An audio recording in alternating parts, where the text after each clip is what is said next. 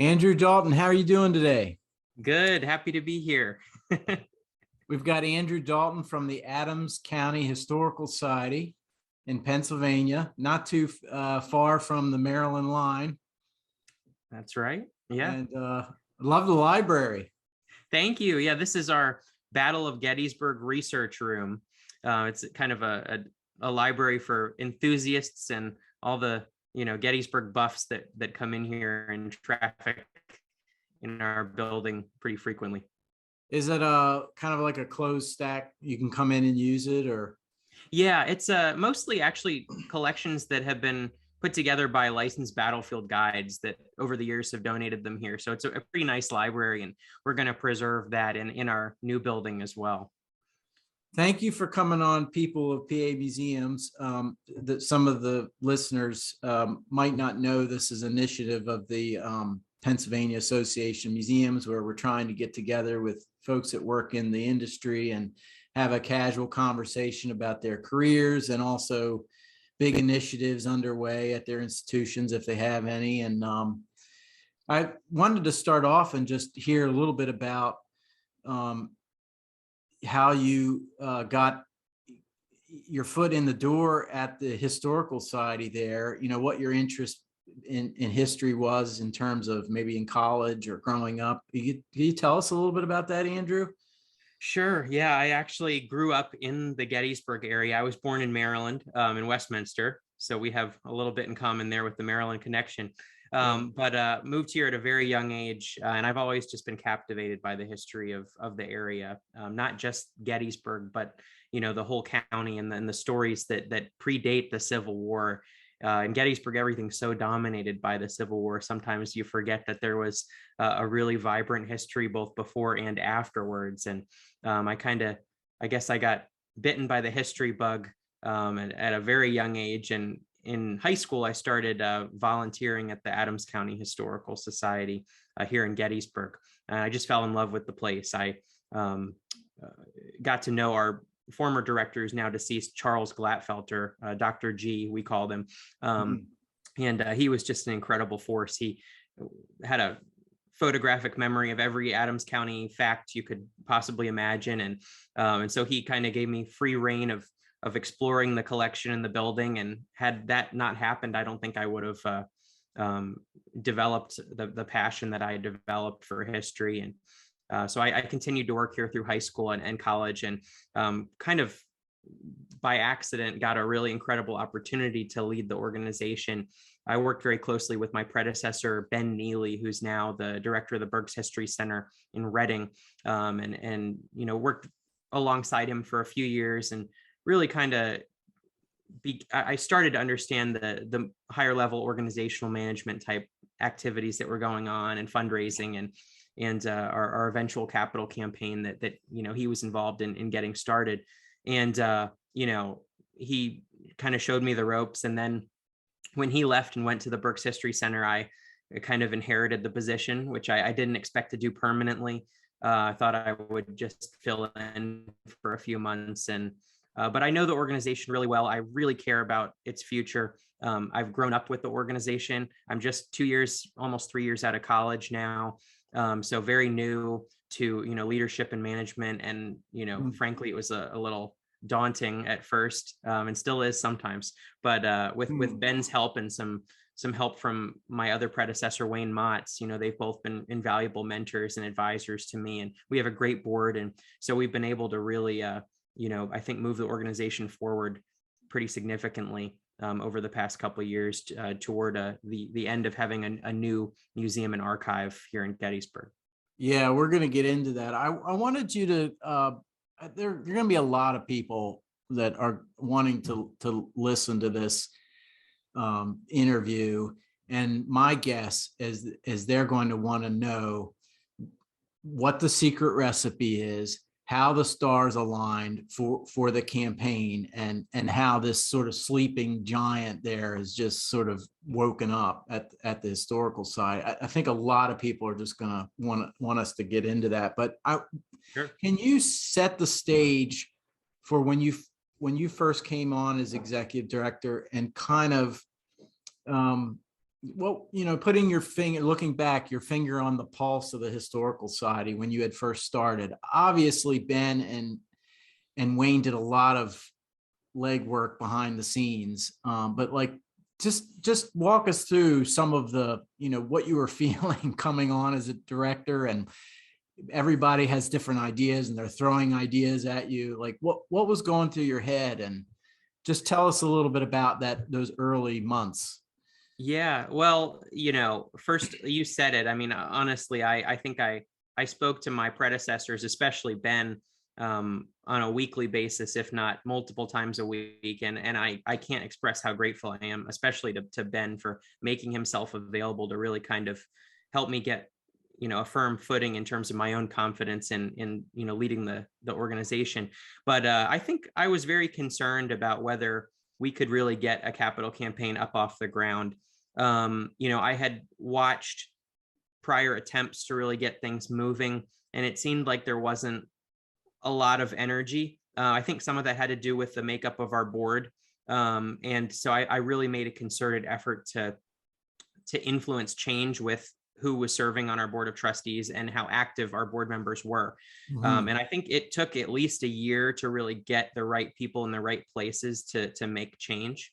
To be honest, I had 2 board chairs resign because they disagreed with me, and I think felt that I was too young to make competent decisions. And luckily, after getting through that hurdle, I found the right people. I found some younger people who were a little closer to me in age, I think, who were a little less concerned with my age.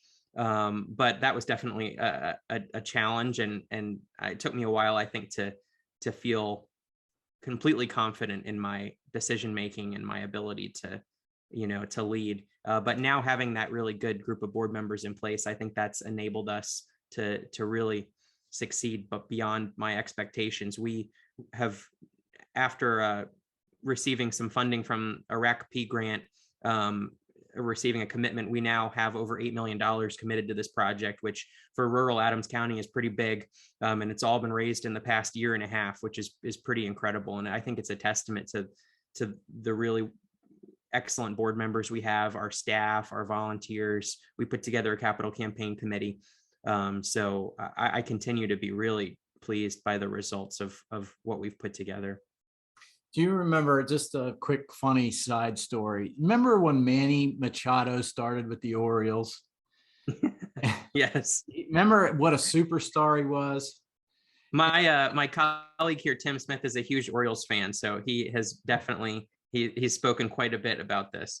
Well, so for the first 6 months of watching the Orioles, our beloved announcers would say, you know what, he's just so mature.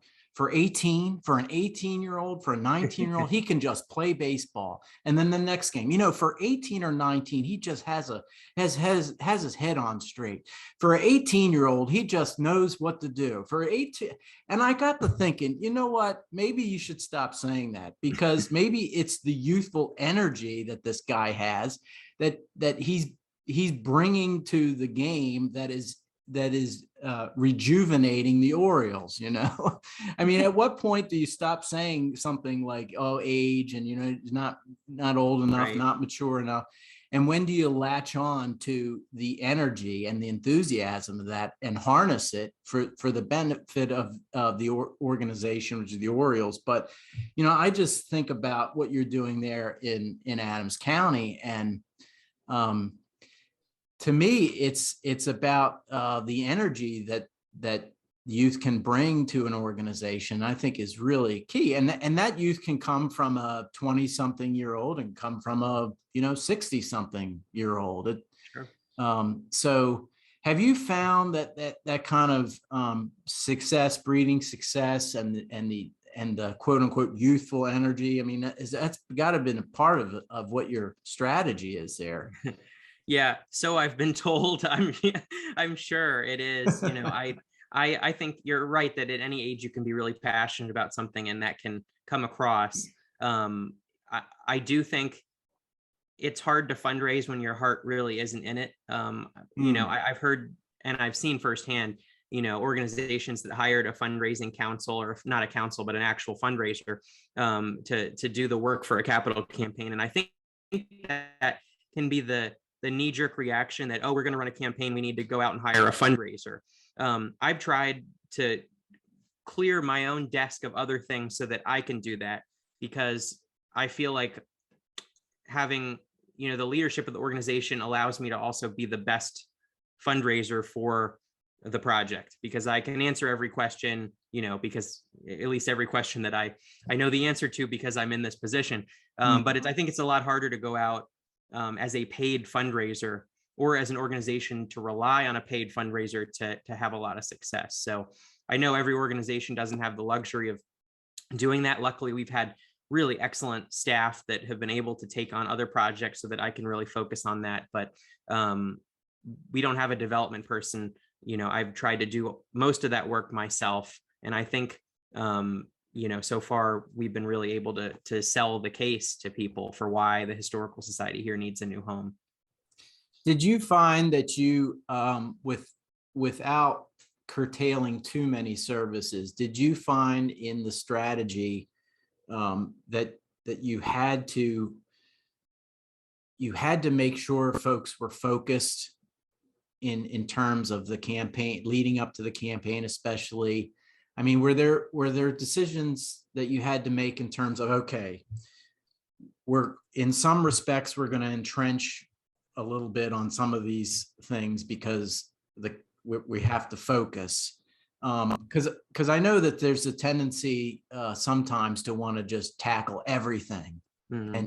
And when it comes to a big campaign, that's almost impossible. Did you have any experience with that at all? Or yeah, I think we made some decisions that were not popular with everyone. Like, we've shut down our research services to the general public, even after COVID now it's becoming more of a problem, but even during the point where a lot of places were reopening, we kept things shut down because we just simply don't have the staff resources to devote to both our capital campaign and our designing of the new museum and facility, and also maintain our operating here. So I think, once we were able to, I've explained this to a lot of people who were upset or concerned about it. And I think if we're able to explain the reasons, people understand. But, yes, we had to really, I think, refocus. We've had a lot of wonderful volunteers who were working on collections related projects before the capital campaign. We kind of shut all of that down because, we can't have staff and volunteers, working on 50 different projects that aren't related to the most dire urgent need, which is our capital campaign. So yeah, I think being able to understand what has to be done and what, can probably wait a year or 2 years is really important. And with our board too, I mean, I think we really had to stress to our board that fundraising was the #1 priority, and that everyone on the board needed to in some way participate in fundraising. Mm-hmm. I think when all is said and done, nearly all of our board will have done at least some service to the fundraising project and the fundraising operation. And I think it was hard to convince board members that they could participate. A lot of them said, oh, no, we don't know anyone who's, wealthy enough. And we don't know, we don't traffic in those circles. And those are just not good thought patterns, because everybody knows somebody who could be supportive to our capital campaign. And even if that's $100 or $500, it's still something. And everybody can edit grants and help with grant writing. There's just, and everybody can, invite their friends to come in and have a tour or a reception here.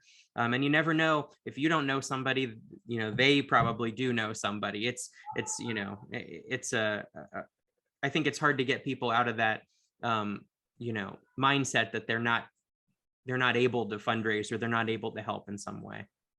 Yeah, sometimes it's a matter of people know people that know people, but they don't feel comfortable actually making an introduction or making ask. I remember one time I was going to approach this person for lunch and ask him for a sponsorship or something, and I had talked to a couple board members. Oh no, I don't really know them. I'm not really. And so then I went to lunch with this person, and the conversation was, it went okay. I probably could have done a better job.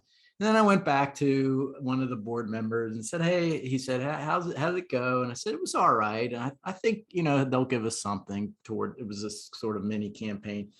And the person says, oh yeah, I played high school basketball with that guy. And I thought, a lot of things went swirling through my head. One of them was, well, why didn't you go to the lunch with us and just chat about your basketball days, Exactly. It just I think sort of that is puzzled so me. true. I think people are really afraid of it. And frankly, I was afraid of it too. And the way fundraising is, for people who haven't done any fundraising, I think they envision it as begging. And I think fundraising done poorly is begging. But I think I can count on one hand the number of times I've actually asked someone for money or for a specific amount of money in all of our fundraising. Right. I think if you can put coherently get the message across, do it with excitement and enthusiasm, and then give them the information that they need to make a decision. I think almost every time, we've closed a major gift, it's been that person's initiative, that they reached out to us, or we took them out to lunch or dinner, and then they brought it up of their own fruition. So I think there's just a huge misconception about fundraising, and I think our success is because we haven't pushed too hard with the sale, that we just say what we need, say why we need it, and I think 9 times out of 10, if not more, people have responded, and usually more generously than I had expected. Yeah, when I began to shift my thinking that giving was really an exchange of energy, that someone is giving of their love and time and their energy, they're exchanging that to a cause or to an organization. And when I began to think of it more in that way, it became more of like what you're talking about, where you're inviting someone to give of their energy to a cause that is extremely important. And it's really up to them to decide, well, this isn't the time for me to exchange that energy, or it's not quite the right fit or whatever. And I think that if it's about the relationship that you're building with people and giving them those opportunities and presenting those opportunities, I think you're spot on there. And so can you go back and tell us a little bit of, just give us the elevator version about the process with RACP and how that might have helped get a couple big boulders rolling, get that momentum started? Sure. Yeah, well, RACP actually kind of came late in the campaign, but we had used it early, a potential that we felt reasonably good about. It's hard to start the campaign unless you have a really good, firm base of support, especially from board members. And luckily, our board really stepped up to the tune of 800,000 or 900,000, which was well beyond what I expected. And so that was a good bellwether. But at the same time, we kind of initiated conversations with the governor's office about the project. And, we were able to get a really receptive audience with the governor's staff. And we actually, the governor has some connections to Adams County and his own family history. And so, we use that a little bit in our pitch for why this project's important, because there are so many stories that you just don't hear about because Gettysburg is so dominated by the battle and the Civil War. The governor actually has an ancestor that founded the first abolition society in Adams County in the 1830s, I believe. And so, I would say one of the big secrets to our success is that we really looked for connections in our own history in this area to the people that we hope to win over, either as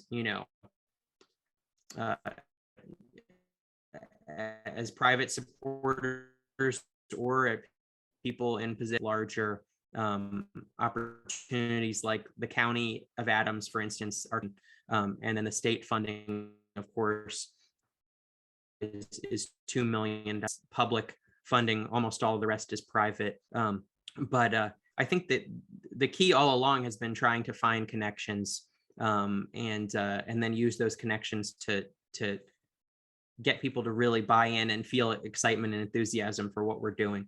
But the RACP process, I mean, it took a long time to hear, and we were very nervous. The governor is very, very, discreet with, with RACP. And so, I'm very impressed actually by the way that, there isn't favoritism there. We didn't get a tip of the hat, nothing. We had the opportunity to make our case. We made our case, and then we waited and waited and waited and waited. And it took much longer than we expected. We were going to find out about the RACP. The timeline usually is July, August, and then we didn't find out till December. So you can imagine how nerve-wracking that was. Finding out that we do have funding for the project has really been transformative in terms of helping us cross the finish line with our goal. And for those listening, it's a redevelopment assistance capital program that is basically run through the state, correct? Yes. Yeah. It's the Office of Budget. It's typically in the millions of dollars, these awards. They used to be a lot more significant. Now I think it's harder and harder to get an award. And usually the awards are in the, 1 to 4 million range. We applied for 2, which is roughly half of the cost of the physical building that we're constructing, although there's a lot of other elements that have made the project cost quite a bit more. And we also applied before a lot of the pandemic related inflation took effect. And so, we actually put in a second request that we're still waiting to hear on for another 800,000. But this is it's a very difficult application and monitoring process that really requires a third-party administrator to handle. So luckily, Adams County actually has a contract with a firm that handles the administration of RACP grants. And so we were able to access that free of charge, thanks to our county commissioners. Wow. And that having them manage the process was an absolute lifesaver for us. So one ingredients here, I'm trying to pull the ingredients together. I mean, one thing I see is focus. Another thing is that board, your board stepping up there, that was a clear message to the community. I imagine that if we're going to do this, our leadership is showing we're putting our money where our mouth is. That had to be critical. Absolutely. And I think another thing that was critical is that before I took over, I think the board was having trouble deciding what exactly we wanted to do. Everybody knew we needed to build a new home, but there was a lot of debate as to where is it going to be? What is it going to consist of? Are we going to purchase it? Are we going to build on land that we already own? Should it be right in downtown heart of Gettysburg, or should it be way outside in the country? These were a lot of discussions. And but when I took over, I felt that we had pretty much settled, thanks to my predecessor really kind of pushing it. We had really settled on what we were going to do and where we were going to build. But when I took over, I really felt strongly about having every board member come in one-on-one, and I wanted to hear whether they thought it was a good idea. And so I kind of did my own feasibility study in a sense to make sure that nobody was really opposed to it. If there were any problems, I wanted to hear about them. And I think luckily everybody was kind of on the same page. And so, I kind of planted the flag and said, this is what we're doing. We need to be all in on this. This is happening. It is not just an idea. It is happening. Here is what we need to do it. And here's the plan. And so we put together, a fundraising plan, and we hired a fundraising council to advise, which was very helpful. But I think we just really had to dig in, and just once we knew what we needed to do, we went out and talked to as many people as we could. And we had a very active board and capital campaign committee that got it to where it needed to be. And the case really sells itself. I think that's the other piece that we haven't talked about. We are one of the most significant stories, I think, of any county in the nation. Gettysburg, Pennsylvania, one of the most famous places in the world. And so I think it is a shock to people, both locally and outside the community, when they see the state of our building and our collection. It is a phenomenal collection, probably one of the best collections, in Pennsylvania, between Gettysburg and Dwight D. Eisenhower living here and having a connection to the community. Thaddeus Stevens, the famous abolitionist, living here for several decades. I could go on and on. There are just so many stories that in any other county, they would be the central story or theme, but because of the Civil War and the battle in Lincoln, they're kind of pushed to the margins. But getting back to the point, when people see the status of our collection and our building, I think they're shocked, because you'd never expect to see in Gettysburg, Pennsylvania, of all places, a collection of this magnitude crammed into an old Victorian house that's kind of melting away, and having storage out in crates where artifacts are packed into these big wooden boxes and they're not accessible or even photographed or cataloged. And above all, the fact that none of our facilities have any climate control or fire protection. And so in an instant, we could lose the entire preserved memory of one of the most famous places in the world. And so I think locally that really struck a chord, but I also think nationally, and we have yet to really expand that base of support. But I think outside Gettysburg and Adams County, there are so many people who are passionate about this place. And we've been able to cultivate them as supporters. And we continue to cultivate them as supporters and members and donors to support the mission here, because we kind of we do go way beyond just the borders of Adams County, which is something that we're very lucky to have as an asset. Can you speak to the maybe there isn't a delicate balance, but I'm assuming, and I shouldn't assume, but can you tell us a little bit about kind of the marketing of the campaign and the balance that's struck between that overall history that's Adams County and beyond versus the battlefield, or not maybe versus, but alongside the battlefield history, and the marketing balance that has to you have to, in a way, you have to make sure that you're appealing to both of those audiences. I know there's a lot of crossover, but can you speak to that a little bit? Yeah, I think you touched on the biggest issue that we faced in the entire campaign, which is how do we do two things at the same time and do them both well? One thing I try to stress to people is there is a debate that I've picked up on, and I think it's a debate that's been going on for 150 years since the Battle of Gettysburg, and that is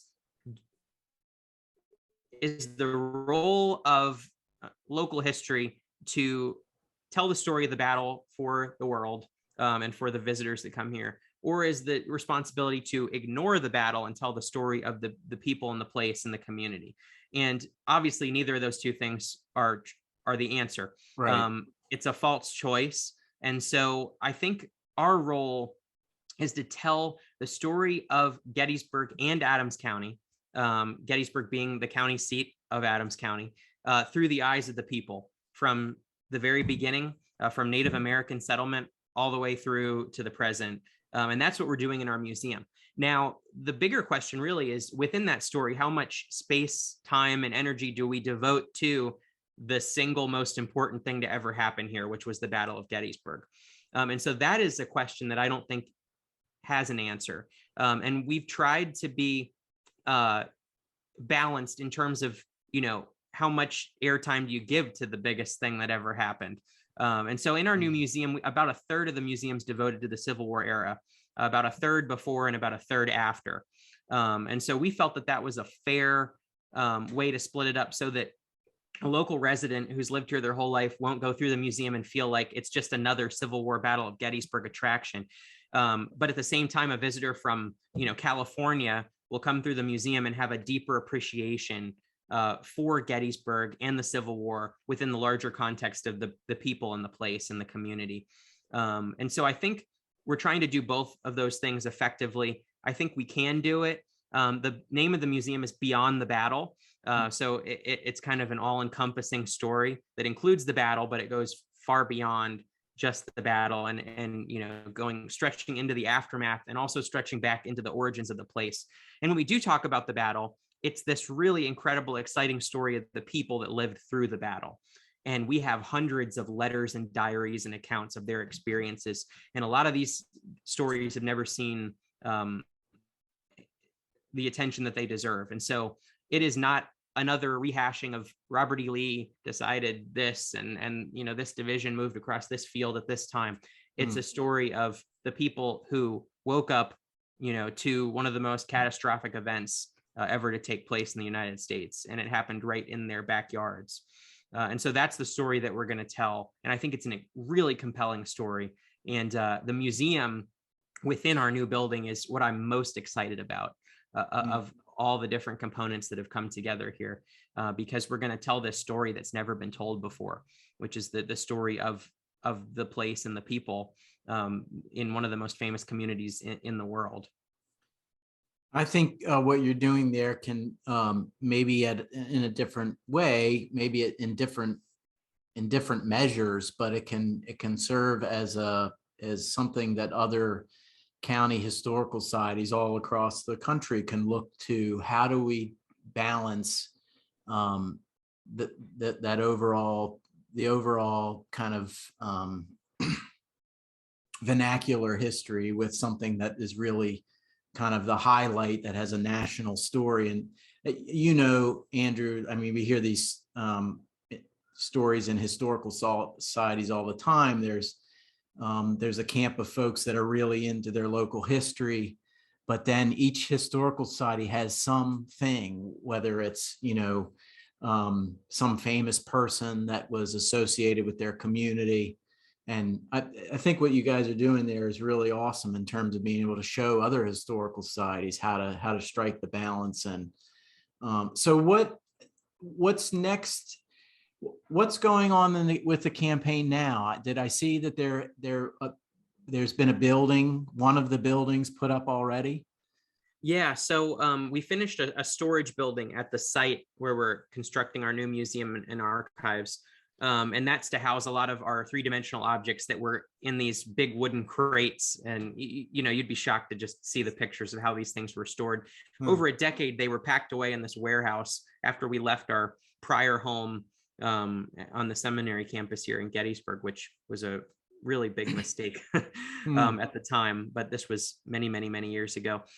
These things were packed away. So we put them into this warehouse, and we've been able to unpack and explore the collection, which is really exciting. But we're now under construction for the larger 25,000 square foot museum, archives, and education center, which is it'll be the new home for the large chunk of our collection that's currently here in this building. And then we'll also have a large program center that actually looks off onto the battlefield. It should be really beautiful. And the museum, which is being designed by a fantastic firm out of Washington, D.C. that did the Museum of the American Revolution in Philadelphia, Healy Kohler.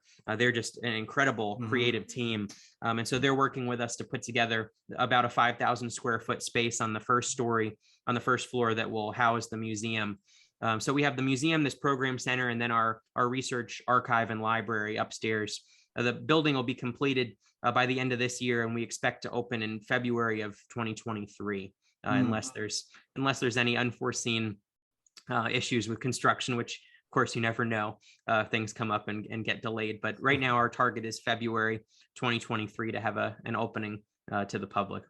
Did you have to negotiate any give and take in terms of programmatic space versus collection storage space versus exhibit space? I know that sometimes folks will retreat into little camps of, their interests are, we need 90% of this building for storage. And then there's the programmatic and exhibit camp that's, wait a minute, well, we need to also attract people to this space. Did you have to help negotiate some of that?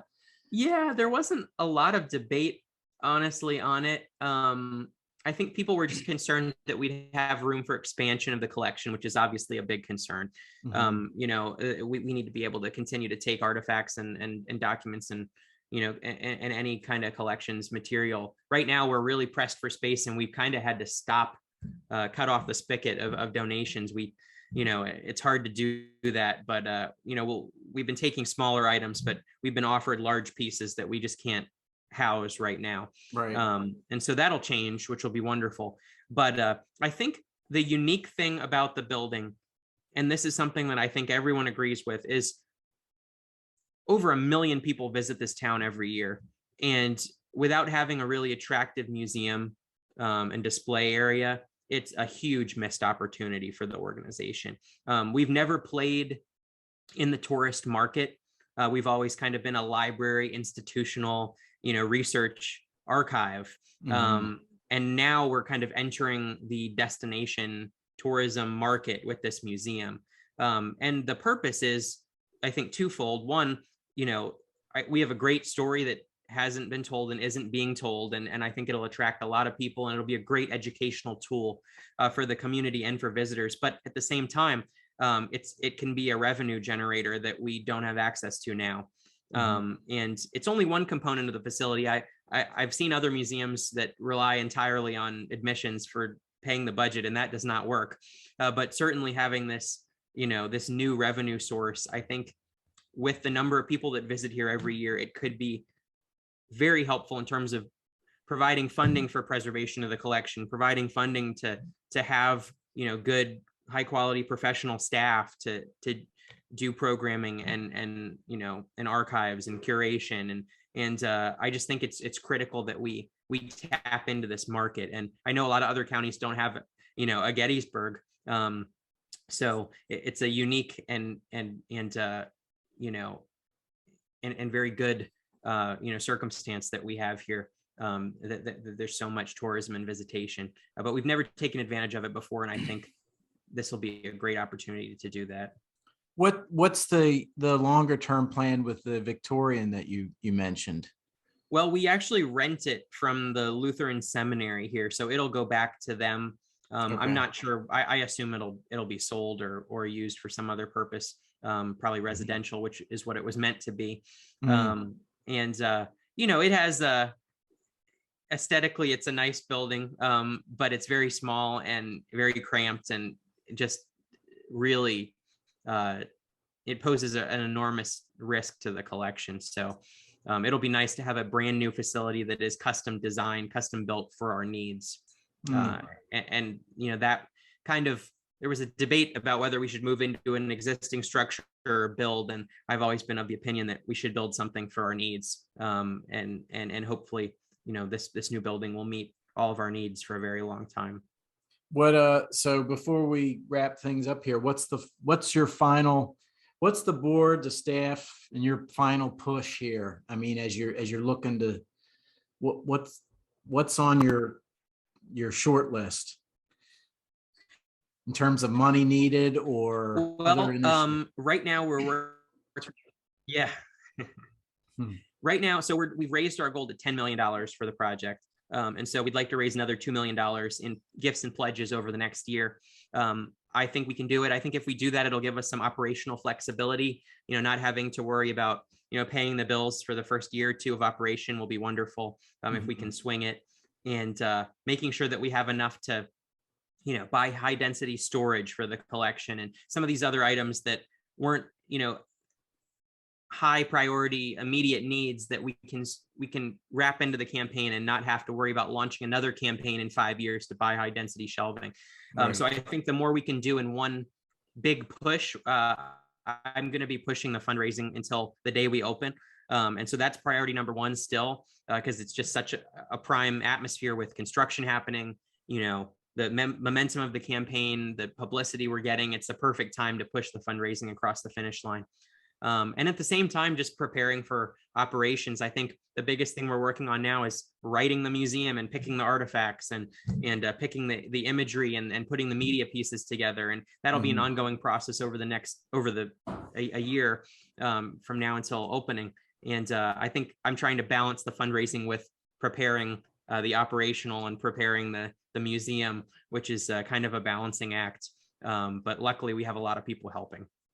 Was there, I got to ask this, was there a tipping point in terms of the fundraising, a major gift, and you don't have to disclose anyone's name or anything, but was there a moment where it just sort of shifted and you just knew in your being that, yep, this thing is we're doing this? Yes, I think for me, it came when we have a board member who's pretty close with well, knows Ken Burns fairly well. And Ken Burns recorded a 1-minute video for our capital campaign. And once we had that and I started playing it for people, I knew that we were going to do well. Now, I didn't think that we would raise as much as we've raised. And I owe so much to our board members and our campaign committee that went out and brought the right people in at the right time and got commitments. But I think having the credibility and the gravitas of somebody like Ken Burns lending their name to the project, I think it elevated the stature of everything we were doing. Around that time, we also received $1 million commitment from the county, and that was all over the local, newspapers. And the county here has never given $1 million away to anything. I think people realized when they saw that and they saw the Ken Burns, spot, that this was something that was going to be accomplished. It wasn't just, a plan, that it was actually going to be accomplished. And I think once people realized that it was actually going to happen, the support really came in significantly. Yeah. Yeah. I mean, that is so crucial, making that turn from just the people dreaming about something to people saying, wow, this is happening and I'm going to be a part of it. And we had tried to do things, but I mean, we had pursued other options. And unfortunately, I think for us, sometimes the local newspapers would pick up on that and run a story.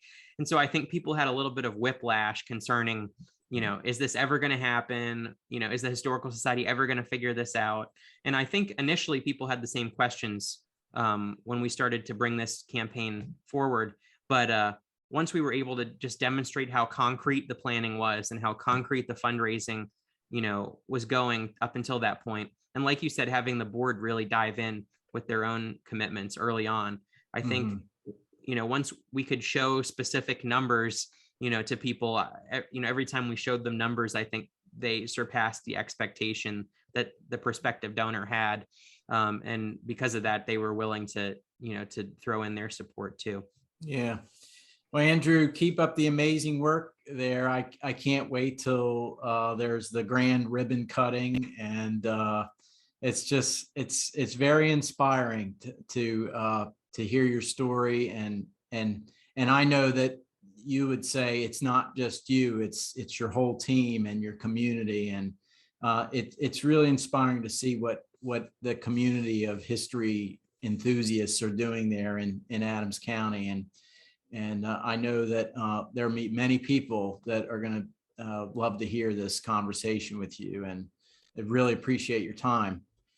Thank you, Jason. And I thanks for all the work you do on behalf of PA Museums as well. We're, both involved with that organization. And I think it's just more important than ever to really stress the importance of museums and historic sites and getting people out to enjoy them.